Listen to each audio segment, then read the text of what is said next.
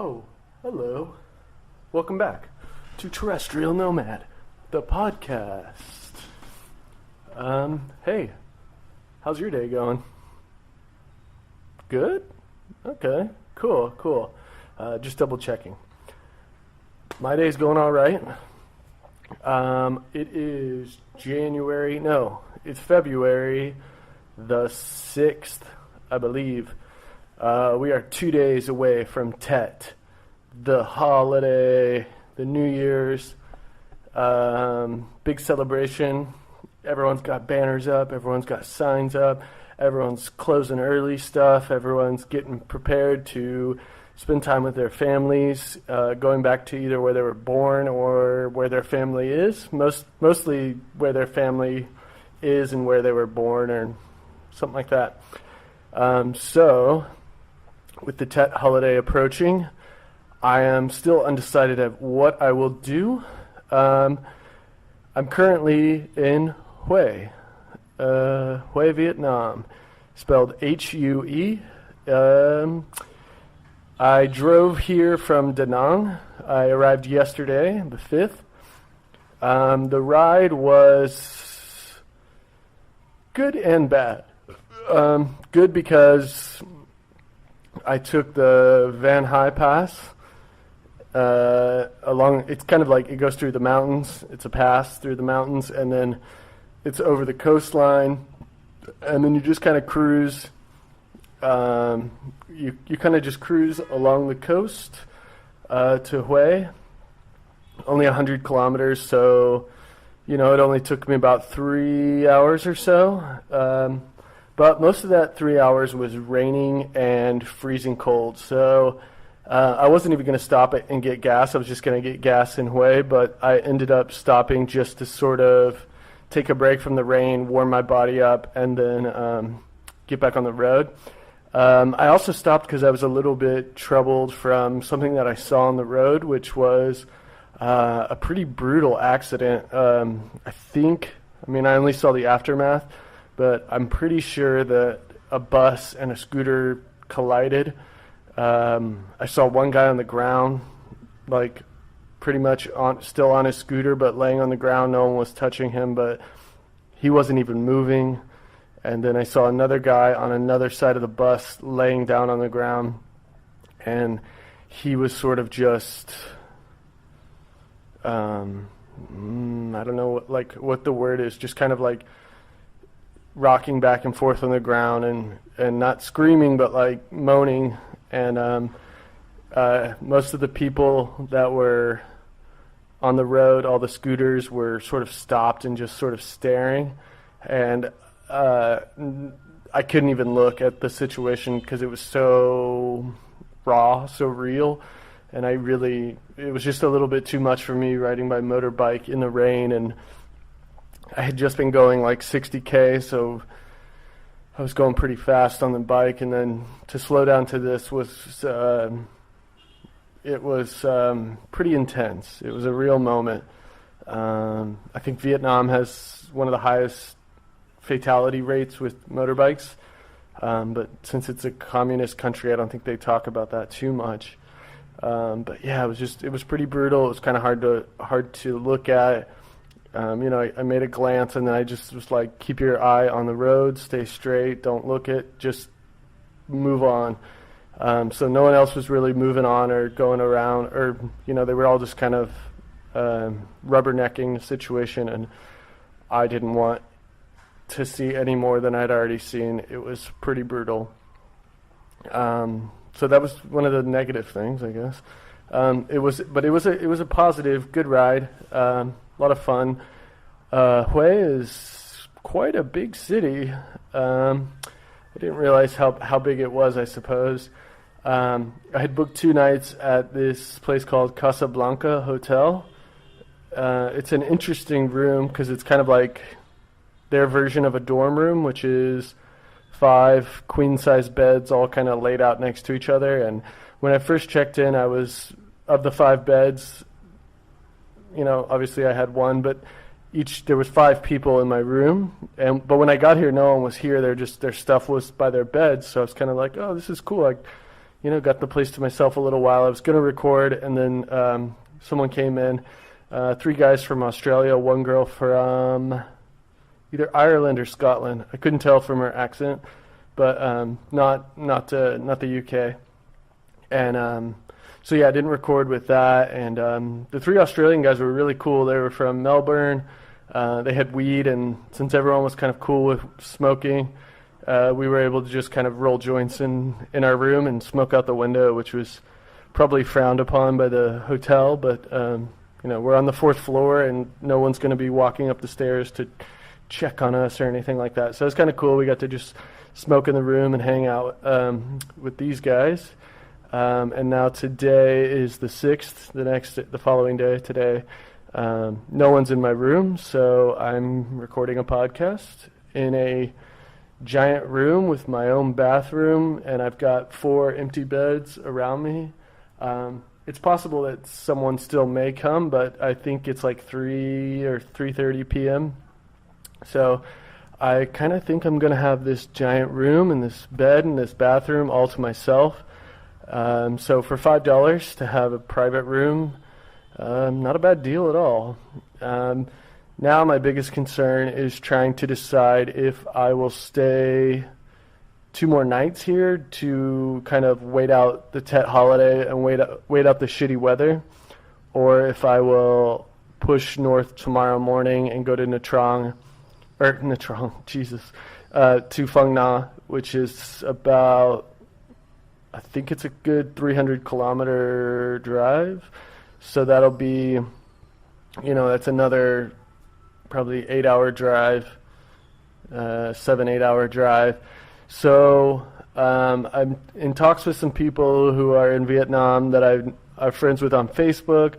I'm trying to get a hold of some people, see what's, there's not a lot of places open for accommodations in Phang Na, but I did email one hostel. They said they're closed, but they gave me a lot of good information telling me that some of the gas stations are closed on the 7th, the day before, and then the day of the 8th, they said there will be no gas stations open.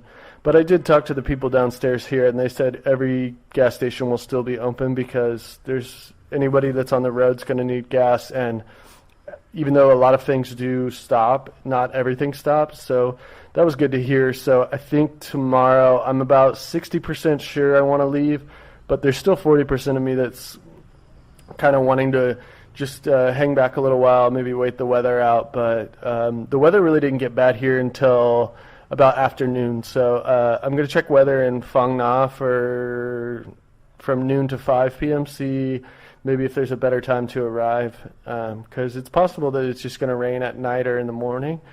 So I'll keep you, posted about what I end up doing. Hue is not such a bad city. I mean, there's really not much to do. I rode my motorbike around I forget what it's called, but I should know.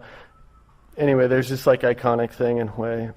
Gosh, I should be good with like the history and facts, and I should be like informing you, and this should be like some sort of informative podcast. But anyway, I drove my scooter around Hue for about an hour before I was just getting kind of tired of it, and then the rain started, so I just hightailed it back to the hotel, which took, not long at all.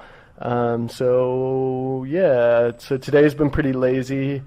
Last night, my first night here, I did a little walking around, and I found a jean shop. It's actually pretty cold here. It's probably like 60 degrees Fahrenheit. And what am I trying to say? Oh, I found a jeans shop, and I bought some Levi's 511 jeans, black jeans, something I would have had in the States. I think I might have a pair somewhere, but I don't know where my clothes are. Anyway, so I bought some jeans for like $15, and that was kind of a big ticket purchase, or whatever you would call it. So I was kind of thinking like the next 2 days I'm going to try to dial back my spending and see if I can not necessarily see how little I can spend, because surely I could just lay in bed all day and drink water and take naps and spend nothing, but to still get a sort of a city experience and still try to do it on the cheap. So today I've spent, obviously $5 for the room. For breakfast, I had a little chocolate muffin and a banh mi for about 70 cents US. And then I had 2 cups of coffee throughout the day so far, which has been a little less than $1. So I'm on track to only spend about $10 today. I think for dinner I'm going to treat myself and get something with rice, and definitely need something with protein. But yeah, it's looking like I'll be able to do some cheap days. So even if I do decide to stay in Hue, I know now like there's a couple of good spots that I know that have good cheap food, and I can still try some other stuff. I've been reading online like different, because here there's not so much English translation for the food, which I think some travelers, or I think a tourist would complain about more than a traveler, because normally you kind of just walk up to it and you kind of point at the noodles, point at the chicken, and then kind of figure it out. You don't know if it's going to be soup or if it's going to be a pile of food or just what. So I've been looking up some of the names. So I kind of got the crispy noodle down. I got the Chinese noodle down. I got pho obviously down. The banh mi is the same everywhere. So really just want to get like the cheap one with good bread. And the best one I've found so far in the in the country of Vietnam has been this bakery just across the street from me now. And it's like 7,000 for a banh mi, which is about 30 cents, 7.21. Yeah, it's maybe a little less than 20 cents, or 30 cents. So yeah, I'm gonna I don't want to go back there for dinner, but I don't know, it's just really good. I want another one of them. Although, maybe I'll have a snack before dinner and just get some dinner later. I think for dinner I either want some noodles and beef or some chicken and rice. But yeah, so Hue's been pretty good. Phang Nga looks good. There's not as many accommodations. There's one on Hostel Bookers that's $8, and then the rest are kind of closed for Tet. So, it's like if I can spend $3 a day only on my whatever activities and doing things, I could save more money staying in Hue and just taking more time. And I was checking flights for Bangkok to Myanmar, and everything's kind of looking like early March is going to be the cheapest flight to Bangkok. I think $30-$40 is what it's looking like. So I might just hold back to save $20 there. And this is why I got the 3-month visa is so I can do stuff like this and wait out the bad weather. But I don't know. In Phang Nga, the main highlights I want to see is the national park. So there needs to be at least one full good day of weather to see the national park. And then the other days, I think there's 3 main caves, and the biggest cave in the world is obviously going to take a whole day. So I'd really like to spend maybe like 4 to 5 days in Phang Nga. Ideally, I'd want some good weather since I'm going to be driving around on the scooter. It's going to be more expensive for these activities, but I really haven't spent any money on activities in Vietnam. It's really been, the focus has been as the adventure of riding the motorcycle to each city, which for me it's been fantastic. I've really loved it. Earlier today I met a guy from France. His name was Bastien, and he turned me on to this liquor that was called pastis. I think pastis. And it's sort of like this light version of absinthe. So before his bus came, me and him had a glass of pastis, and kind of fucked me up, feeling a little bit, not loopy, but I feel pretty good. doing a little day drinking, and he said this, like he never felt more like he was in France than today, because we just sat out on a little table while it was drizzling, and smoked some cigarettes and had pastis, and he said this is very what he would be doing in France. So he even found like the exact brand that he drinks in France, and it was kind of cool to just share that moment with him. And he's also on motorbike, and he was in a group of like 8 people. I think now he's going to go solo.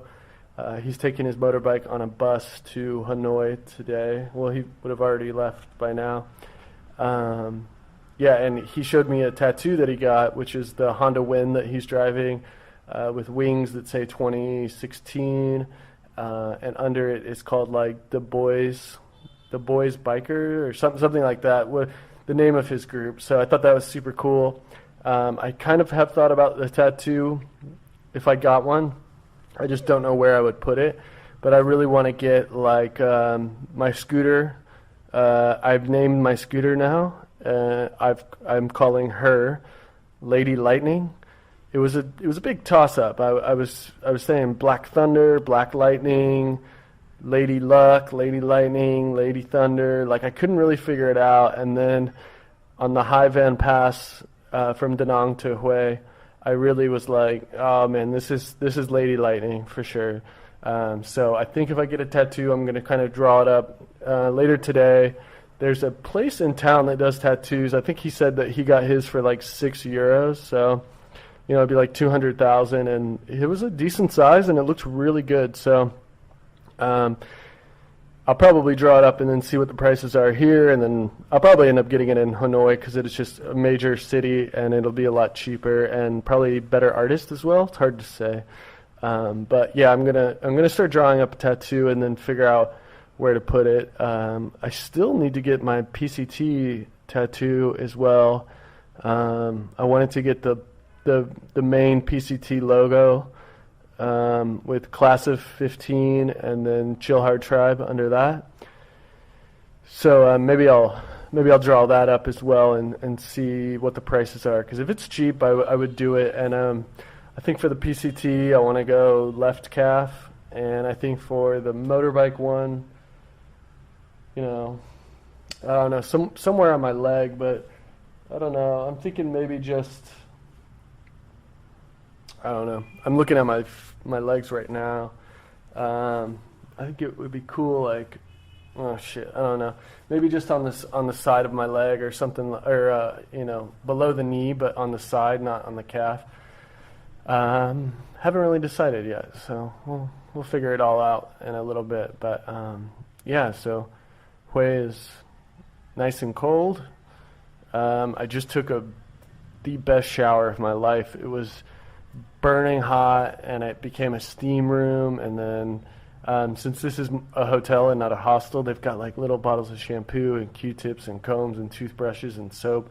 So I was able to I don't know, use fancy soap and fancy shampoo and comb my hair with a brush, and I don't know, it was just kind of nice. So